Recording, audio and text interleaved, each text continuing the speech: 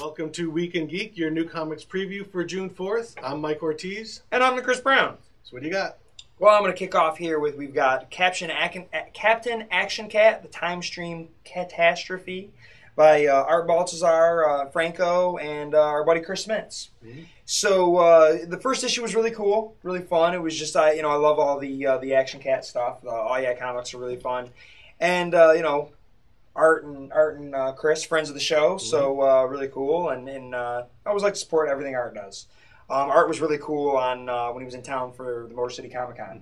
Mm-hmm. There were lots of my customers that came up, said they had a really cool time getting a chance to meet him. And he met Salvador and was super cool. Salvador hadn't had a chance to meet him yet, Kelly's son. And we'd obviously, Kelly met him. I've hung out with Art plenty of times. And it was just really, he was so cool to Sal. He did him a sketch of Captain Action Cat on a baseball, or just Action Cat, not Captain Action Cat. And then Sal was asking him, well, when's the next Captain Action Cat coming out? He's like, well, soon. So he was all excited and checking that stuff out. Nice. So next up I've got, this is Loki, Agent of Asgard. This is issue 5.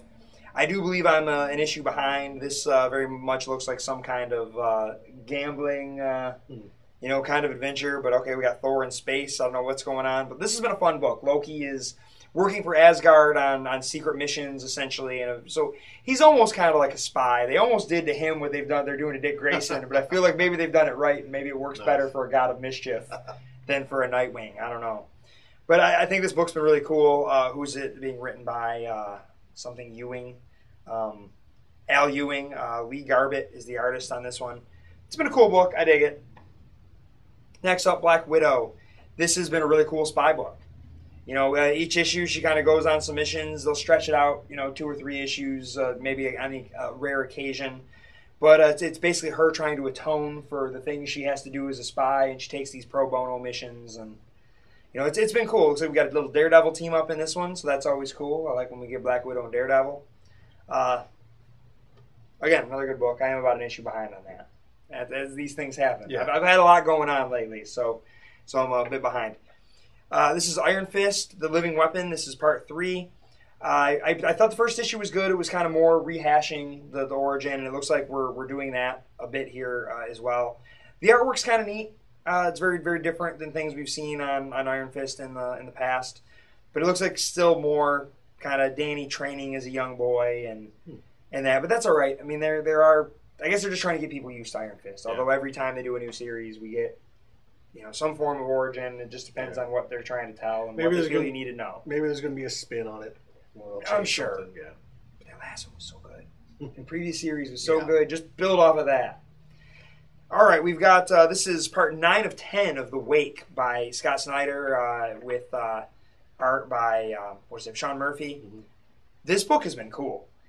They kind of split it up into... 2 story arcs. First story arc was kind of building up to these sea creatures taking over, and then you jump to the sea creatures have taken over. And there's a transmission that's coming from the past, and they don't know if these people are, left behind or what the deal is. There's, pirates and, done in their way. There's Zeppelins, and it's just a really neat take on things. I like it. I think it's a cool book. I'm glad that it's only going to go 10 issues because sometimes things don't need to go on forever. Mm-hmm. When they do, they start to meander sometimes and lose the focus of the story they were trying to tell in the first place. So I like Scott Snyder doing a finite tale.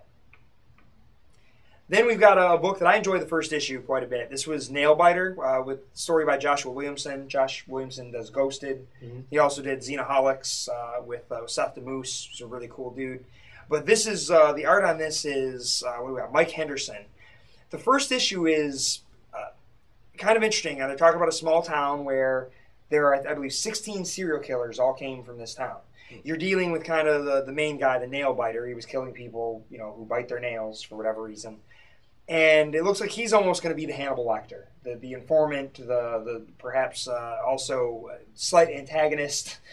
And, in the first issue, someone calls our reporter or cop or whatever it is, our main character there, and says, I figured it out. I know what the connection is. And if you think for 1 minute the guy who figures it out is going to survive the first issue, you're out of your mind. You've never read this stuff before. So there is, in fact, a connection that someone has figured out. But, of course, that person's no longer around to tell us. And, what is it that cost him his life? And it was a good book, though. I dug it. And that first issue sold out pretty quick. Cool stuff. Now, Boom just keeps getting me. Boom just keeps getting me over and over again. We've got a story by John Carpenter and Eric Powell. This is Eric Powell's doing the writing and Brian Chirilla's doing the art. Looks pretty cool. I like Eric Powell. Wouldn't it be awesome if Eric Powell was doing a Big Trouble in Little China, and actually doing the art? He did do the cover, which looks fantastic. But can you imagine if he was doing the interiors? It'd probably take him forever. Right. I was going to say you're going to get one issue a year. So I guess that's why. But the idea of John Carpenter finishing or continuing Big Trouble totally works for me. And Eric Powell very much seems like the kind of guy that's probably a fan. Yeah. He seems like he's about my age, so he would have grown up with it, same as I did. I'm really looking forward to it. I don't usually do these adaptations, I say every time I do one of these adaptations. And they got me again. Mm-hmm. Well, at least to give it a shot. To see if it clicks and it works. Yep, yeah, absolutely, because I love the movie. Right. Well, as we all do, but... I'm actually not a big fan. Well, that's because you're a communist. That's true. Next, I've got Revelations. This is 6 of 6. These are these Boom reprints of the Dark Horse series. Beautiful stuff. The story of a murder that happens at the Vatican, and a detective who was childhood friends with one of the cardinals comes to the Vatican to try and solve it. And, there's other deaths that occur. Looks like some kind of weird demon creature thing or something. Well, that's always good. If you're going to have a murder at the Vatican, guess you have to have a demon creature in there. I think this book is a really good story. Like I said, I never really read it when it came out the first time. I remember the first issue coming out. I don't remember it finishing. So when Boom came around with it, I think I was first under the impression that they were just finishing a story that never finished, and that wasn't the case. So I'm just finishing it then for the first time. It's new to you. There's the last issue. Yep. It's the beauty thing about comics. You can always go back. Yeah. You can always go back. Next, I've got quite a run on Boom Studios here. This is Boom Studios' The Woods, #2. This is by James Tynion, Scott Snyder's buddy, one of his proteges. This is a school was going on some kind of, or something happens where there's some kind of weird thing, and this school ends up perhaps on another planet. They're telling you, all the various characters. They're introducing you to some people, but now they're on this weird planet. They're not sure what's going on. They're very much kind of breaking into groups, and they're going to let you see the hierarchy of a high school as it were. But they've done a pretty decent job of introducing you to some of your main characters so far in that first issue. I've not had a chance to read the second one. I will be honest that for me personally, the premise is stronger than the writing. I had a couple people say that, you can't go wrong with one of Scott Snyder's proteges. I think the guy has a lot of good ideas, but I've not read anything by James Tynion yet that made me go, oh, man. And there are a lot of writers that are great and serviceable, and then there are some guys that blow you away and make you like a premise that you don't even think you would, that you don't even think makes any sense. Yeah. And here's a premise that I like, but the first issue just didn't grab me personally. So I'm going to keep going. I'm going to keep reading it. I want to. A lot of people like James Tynion. He just hasn't grabbed me yet. Doesn't say anything about his writing other than I'm trying. I just haven't really gotten into it yet. Like, he hasn't written that line of dialogue that made me go, oh, man. Raise you to kind of another level there. And he just hasn't done that for me yet. In anything I've read. It's, not everybody likes everything. Not everything is for everybody.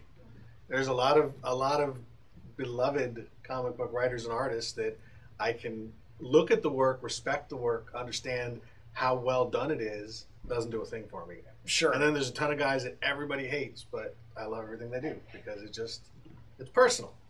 That's what we're giving here. This is just our personal stuff. Yep. But again, notice these books are still in our stack. I'm going to start off here with Scratch 9, Cat of Nine Worlds. You started off with a book by a good friend of ours that's about a cat. Yep. So I'm going to start off with a book by a good friend of ours that's about a cat. This is Rob Worley, who is a longtime friend of ours. He's out in L.A. now, but he used to be a local guy. And illustrated by Josh Buchanan. If you're friends with Rob on Facebook, you get teased with a lot of artwork and a lot of upcoming stuff. And this all looks really good. I really enjoyed the initial series, the Free Comic Book Day stuff. There was also like a one-shot not too long ago. Cat of Nine... No, that's Cat of Nine Worlds. It was Cat of Nine Tales or something. Like that. So there were a bunch of stories. Different artists or something. The premise is that Scratch is the cat, the lead, the main character. This is a kid's book, and then he's able to pull up these kind of past or future lives. He's got 9 of them. Is that where they get the 9 from? I believe. Well, he would have 8. 8. Oh, that's right. So it's got like a mummy, one from the future, a tiger, all these different time periods and different kind of incarnations. A great idea. Honestly, this idea was born for an animated movie.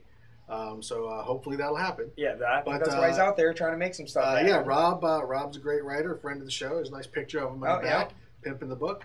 And I like to check out anything he does. And this has been really good stuff, especially if you've got kids. Yes. Great kids idea. And Rob and Josh are going to be in the store in the next week or two. Rob's coming into town for the Kids Read Comics. So when is that? I don't know. Is that next week? Because I think it's either next Wednesday or the Wednesday after that Rob will be here. So okay, cool. We'll certainly let you know. We'll let you know next week on the show. One thing I know is it's not, I don't believe, tomorrow. So or today or whenever that is. We're going to go from a kid's book to the opposite of a kid's book, Miracle Man #7. This one is still bagged. Still don't know why. Unless they're just getting you used to the bags for when they start having some mature stuff happening in the books. Now in this, there's some blood, there's some gore. I believe there is some profanity and some racial slurs. Maybe that's part of it. But the racial slurs are said by villains. So, but in the first issue of was it Alias, when they've got Luke Cage taking Jessica Jones from behind, it's a Max book, but it wasn't bagged. Yeah, but also wasn't Disney. Touche, being touche. But this is a great series. I'm actually kind of disappointed that more people are not kind of talking about this. I mean, this is actually a big deal, right? And this is in particular this issue is really good stuff because this kind of gives us the real origin of Miracle Man. Miracle Man finds out, exactly why he is how he is, where the technology came from, how everything that he's believed up until this point is a lie. That doesn't make him happy. I can't imagine. And so we've got that. This is originally from issue 6 of Miracle Man, plus some little pieces from Warrior, and then also just a great backup. I mean, there's some original pencils. There's some original covers. There's an old Miracle Man story. So yeah, like they've always been doing, half the book is reprinting the classic Alan Moore stuff. Half the stuff is bonus features. But great stuff. I've really been enjoying this. The presentation here is just top notch. I mean, Marvel's done a great job restoring this book. Next up, Moon Knight #4. I've really been enjoying this book a lot. Okay. So, we've got kind of a very different take on Moon Knight. It's the 4 multiple personalities that he has are just 4 phases or aspects of the god Khonshu. They're really tying it more back into Khonshu. Okay. They're also doing some weird stuff where he's got, on one hand, he's like almost a private eye running around in a suit. And then like a mystery man. Like a mystery man. And then he also will adopt the very superhero-ish costume for doing superhero stuff. And in the last issue, he was coming up against some ghosts. Okay. So he adopted some actual mystical armor from Khonshu. So they're really kind of just doing stuff with this character that I've never seen anybody do before, which is kind of cool. The issues I think have all seemed like one and done, but it could be a situation where they all fit together somewhere. Sure. At this point, they're really just kind of showing you how different Moon Knight is, and here we get some weird hallucinogenic kind of colorful stuff going on. Oh, wow, that's cool, though. So, yeah, very, very strange stuff, unusual stuff, unique stuff, as you would expect from Warren Ellis. And, I've been a fan of Moon Knight going all the way back to the Bill Sienkiewicz stuff, so seeing those two things together are a real treat. Next up, Miles Morales, The Ultimate Spider-Man. This is issue #2. I actually did not finish issue #1 yet. Oh, no. Okay. But I did kind of flip through it, and there was a big. It's been out a month, so I'm right. Peter Parker shows up at the end. Peter Parker, who died. Really? So of course we know it's not Peter Parker. Right. But who is it? How is it Peter Parker? I guess we'll find out. Is it a clone? There's already a clone of Peter running around. There's plenty of clones of Peter. Is it Dr. Octopus? Who knows? But yeah, Peter Parker's back, but not. And we'll see Bendis likes doing stuff like that. It's Dan Slott in the body of Spider-Man. He's seeing what havoc he can wreak in the Ultimate Universe. Yep. He's broken through the dimensional barriers. Like I've said before, this book is a lot of fun. I really enjoy what Bendis has been doing. Ultimate Spider-Man, nobody thought it would go this long, 200 plus issues, and here it is, still going and still going strong. Yeah, and I really like it. Next up is Action Comics number 32. This is tying into Superman Doomed. This is Enemy of the State Chapter 1. I have actually yet to read any of the Doom stuff. I've got a stack sitting there, add an issue and go, I got to get to that. Hopefully this doesn't suck because I'm several issues deep on it. This is, who's doing this one? It was Aaron Cooter, Greg Pak, and Scott Collins. Greg Pak's been doing some good stuff on the Superman books. I know Superman, from what I understand, Superman's infected with some kind of doomsday virus that's turning him into a doomsday, so it's a little bit of a twist. I've just gotten that from poking around on the internet. But yeah, other than that, I'm not really entirely sure what's going on in this book. Hopefully I can catch up and just read a whole stack of them at once and not be disappointed because I've been buying them and hopefully they don't suck. Next up, Batman Eternal number 9. This is Scott Snyder and James Tynion. Scott Snyder is kind of doing the plotting on this. And we've actually got John Layman doing the script with Ray Fox and Tim Seeley also contributing. Got Guillem March on here, which is really good stuff. He did the last issue as well. Here's another one where I'm an issue behind, but that's because this is a weekly book. Right. So that's going to happen a lot. There's a gang war going on in Gotham that is being fueled by the Falcons and a lot of bad stuff going on. All of this seemingly to create enough bloodshed for some strange mystical occurrence in Gotham.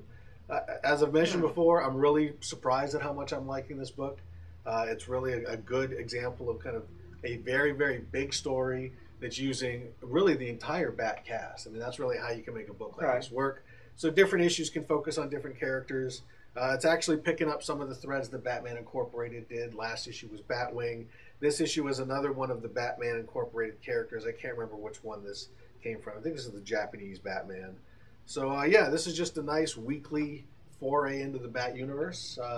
Guided by Scott Snyder, but with a bunch of other people contributing. So it's actually pretty good. I really, really like it. I'm very surprised. I thought I would have dropped it by now. I wound up dropping the other weekly book. That's what I was wondering if it was in that stack of yours. I was like, I'm not seeing it. That didn't click enough for me to buy it 4 times a month. But this one has. All right. Next up, we got Green Lantern number 32. This is Uprising Part 3 of 6. The universe has gone to war against the Green Lanterns. And the Green Lanterns are fighting back. They've exposed the Durlans. The Kuns are still kind of fighting as well as some other people. But this has been some solid stuff. Big space epic. There are Lanterns who were being impersonated by Durlans. They had to go rescue them. They rescued the Lanterns that had been held captive. And now they're just continuing this fight with all these alien races who decided they don't like the Green Lanterns running around being space cops anymore. I have to imagine by the end of the story, the Green Lanterns will still be space cops because they're not going to cancel 6 books. But we're going to figure out how, and all really, really good stuff. This has been tying in with Green Lantern Corps pretty tightly. The other 2 Lantern books are kind of doing their own thing, 2, 3 or... How many other Lantern books are there? There's Red, Guardians, 4, Sinestro. Oh, that makes 5. Yeah, so the other... Larfleeze would be 6. Right, but that's done. So yeah, this is really just the 2 core Green Lantern books. Green Lantern Corps. But it's been good stuff. Robert Venditti really doing a great job on Green Lantern, as I've said many, many times in the years since he's taken over. Good stuff. Next up, Batman Meets the Green Hornet number 1. Now, I was getting the Batman... Kevin Smith credit on it? Kevin Smith wrote this. And that's why I'm kind of curious about this. It's Kevin Smith and Ralph Garman. If you listen to the Fat Man on Batman podcast... you know that these guys love Batman in general and love the classic Batman a lot. So I wanted to give this a shot. It's got great artwork by Ty Templeton. So it's the Batman 66, the old TV show. And if you know the old TV show, they crossed over with the Green Hornet. Right. Green Hornet, who is now being published by Dynamite. So this is a DC Dynamite crossover with Batman and the Green Hornet. I'm not a big fan of the Green Hornet. I watched the episode that he appeared in with Batman. I watched the movie that wasn't terribly good. That's the extent of my knowledge. but that's enough. I think I can still enjoy this. So I figured I'd give it a shot. I'm not like I said, I really like the regular series, but after a while, the translation does not work as well. There's just something about Adam West's delivery and the tilted camera and all that stuff that they were doing on the show, and the performances that don't really come across in a comic as well. Okay. They really do a good job capturing the voice overall, but honestly, I'd rather just rewatch the shows. But this is kind of different, and it's got a killer Alex Ross cover. Yeah. I mean, that's it. I like Kevin Smith a lot. I've liked him a lot more in the past than I do now. That's kind of where I'm at. So this is kind of like giving him a chance to see if he can write comics. Plus, since it's Kevin Smith, I know it's probably going to be a couple months till I have to worry about the second issue, and I never have to worry about finishing it. So right. I don't have to drop it. Part 6 will never come out. Right. So, issue 1 of probably 1, maybe 2. And that's my stack. Well, I guess that brings me to the top of my stack. And I opened with Art and Franco, and I'm going to close with Art and Franco. We get Tiny Titans Return to the Treehouse, #1. This is going to be a 6-parter. The Tiny Titans are back. Really cool stuff. This was always a fun book. I had pretty much always had it in my stack when it was originally coming out. It's the sidekicks. They go to Sidekick Elementary, and their villains are their teachers, and it's just it's kind of a series of short little jokes that get to punchlines and just kind of fun, very much in that style that Art has perfected and Art and Franco perfected and do so well. Really just great fun. So there's Swamp Thing in there. I thought you were a treehouse. There was just really cool stuff. I really like this book, and I'm glad to have it back. Yeah, all the other stuff that they've done, the Oh Yeah comics, the stuff for Dynamite, all that really kind of traces its origins back to Tiny Titans. Yep, Itty Bitty Hellboy. It's all in that same style of what they were originally doing here. And it's too bad this one only went 50 issues, and then I guess they ran out of stories, or so they said. And then they went, and Art got to do Superman Family Adventures. But I wish we had just kept this. Yeah, a lot of people said that. Superman Family Adventures was good and it was fun, and Art's artwork is fantastic. I love what he does. But this book was just so much fun. There was no reason to mess with a wonderful formula that they had going. And kids everywhere rejoice. They're going to be excited it's back, I'm sure. Yep. My top is Original Sin #3. This is still Jason Aaron and Mike Deodato. This book is getting kind of funky. So, we start off, we've got the murder mystery. Someone has killed the Watcher and stolen his eyes. Okay. Seems straightforward enough. Nick Fury, the original Nick Fury, is leading the investigation to figure out what's going on. He's put together some teams of people. You got Doctor Strange and the Punisher off floating through mystical dimensions looking for clues, which is a strange combination, but oddly been a lot of fun. Yes. And then we've got the mindless ones from the old Doctor Strange series. They have minds, and they're also very depressed and unhappy, and they want to go back. They know too much. Yeah. And then we've got a character named the Orb, which I think he was from Champions or the Defenders or some weird bit 70s character that they've resurrected and given him the Eye of the Watcher. We've got the Midas character and his daughter from... Whoa! Oh, wow. From... Close that! What are you doing over there? From Grant Morrison's Marvel Boy series.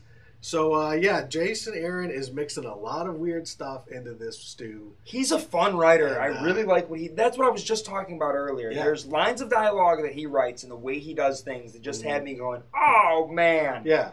He's got a great voice with his characters. I really like the style in which he writes. Yeah, and this is, what I like about this book, what I've liked about a lot of his stuff, obviously most writers now realize that the long term of any of their books is the trade paperback. Sure. Because that's where in 10 years people are going to encounter it. Right. So they have to write these bigger stories. They have to write these decompressed stories. But like we just saw at the end here, Jason Aaron gives you something at the end of every story that makes you go, I don't want to wait a month for the rest of it. I almost feel bad for the people who do read it in trade because they're going to go, oh my God. Okay, there we go. Whereas now, now I'm kind of like, I didn't even see that page when I made it my pick. Now it's like, you know what? Yeah, you open right to it. Oh my goodness. I'm sitting right here. So yeah, he writes great single issue stories. Yeah. That work very well as a bigger picture, but he just knows how to every 20 pages give you something that makes you go, oh my god, and even more in that first and second issue, there are these moments where you're just like, oh my god, I didn't see that coming.